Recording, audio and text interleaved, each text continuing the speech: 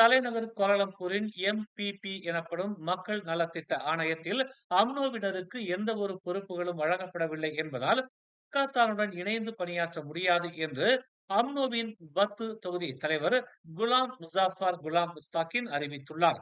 கோலாலம்பூரில் அம்னோ வகித்து வந்த அனைத்து பொறுப்புகளில் இருந்தும் பதவிகளில் இருந்தும் அம்னோவினர் விலகுவதாகவும் கூட்டரசு பிரதேச அமைச்சர் ஜலிகா முஸ்தபாவுக்கு இது ஒரு பாடமாக இருக்க வேண்டும் என்றும் குலாம் முசாஃபர் குலாம் முஸ்தாகின் தெரிவித்தார்.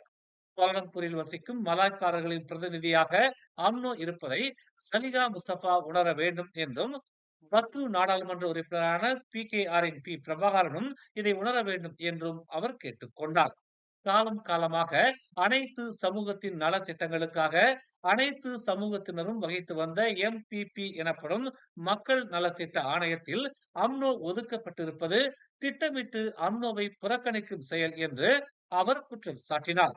அம்னோவுக்கும் பக்கத்தானுக்குமான அணுக்கமான உறவால் PKR அதிகம் பயன் பெறுவதாகவும் முக்கியமாக பத்து தொகுதியில் உள்ள அம்னோ உறுப்பினர்களை பத்து நாடாளுமன்ற உறுப்பினர் பிரபாகரன் கண்டுகொள்வதே இல்லை என்றும் பிரபாகரனுக்கும் விரைவில் பாடம் புகட்டப் போவதாகவும் குலாம் முசாஃபர் குலாம் முஸ்தாகின் எச்சரித்தார்.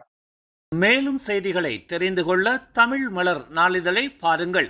உடனுக்குடன் செய்திகளை தெரிந்து கொள்ள தமிழ் மலர் இணையதளம், தமிழ் மலர் செயலி மற்றும் மலர் டிவி யூடியூப் சேனலை வலம் வாருங்கள்.